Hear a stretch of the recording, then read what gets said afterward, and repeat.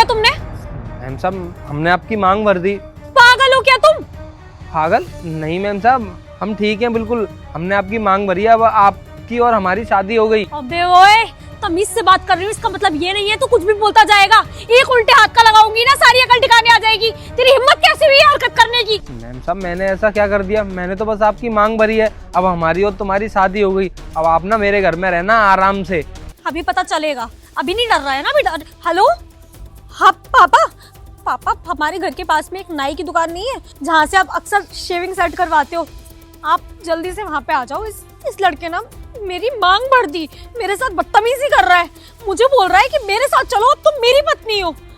हाँ पापा आप जल्दी आओ। मैम साहब क्यों परेशान कर रही हो अपने पापा को? आप ना उनको मेरे घर बुला लो, अपन लोग घर चलते हैं, हमारी तुम्हारी शादी हो गई है। एक लफ्ज और मुंह से निकाला ना तो बहुत मारूंगी, बता रही हूँ। क्या हुआ दिव्या? पापा ये देखो क्या किया इसने, मुझसे बदतमीजी कर रहा है, बोल रहा है कि अब तुम मेरी पत्नी हो, अब हमारी शादी हो गई। हाँ ऐसा ही तो होता है, मांग बनने के बाद ही तो सर शादी होती है। और मैंने आप मेरी मर्जी के बिना भरी है ना। ए, तेरी इतनी हिम्मत, तुझे पता है तूने क्या किया है? अरे मार मार के सीधा कर दूंगा तुझे। बड़ा गुस्सा आ रहा है सर आपको? क्यों गुस्सा आ रहा है? मैंने आपकी बेटी की मांग भर दी है, जबरदस्ती शादी कर रहा हूँ इस वजह से। और क्या ऊपर से मुंह चला रहा है? आपने मेरी बहन के साथ क्या करवाया था? क्या किया तेरी बहन के साथ मैंने? आपको शायद याद नहीं होगा, आज से ठीक 2 महीने पहले रामनगर में आपने मेरी बहन की शादी उस गुंडे से करा दी जबरदस्ती।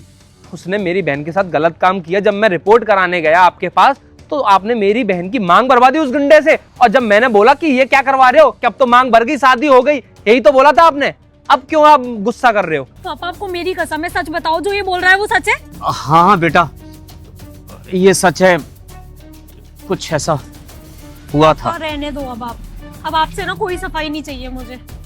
अब समझ आया मुझे, आपको सबक सिखाने के लिए इसने मेरे साथ ये हरकत की, पर इसकी वजह से मेरी लाइफ पे क्या असर पड़ा है उसका तुम लोगों को कोई अंदाजा नहीं है। लेकिन ठीक बात है, अपने माँ बाप के बुरे कर्मों का नतीजा उसकी औलाद को तो भुगतना ही पड़ता है ना। वैसे ही मैं भी भुगत रही हूँ, अब देखूंगी क्या करूंगी मैं आगे। नहीं नहीं बेटा। पापा अभी मुझे इस इंसान से इतनी ज्यादा नफरत हो रही थी ना कि मैं आपको समझा नहीं सकती, पर अब उससे हजारों गुना ज्यादा नफरत ना मुझे आपसे हो रही है। शर्म आती है मुझे आपको अपना पिता कैसे हुए। आप मुझसे बात मत करना आज के बाद। अरे दिव्या दिव्या, अरे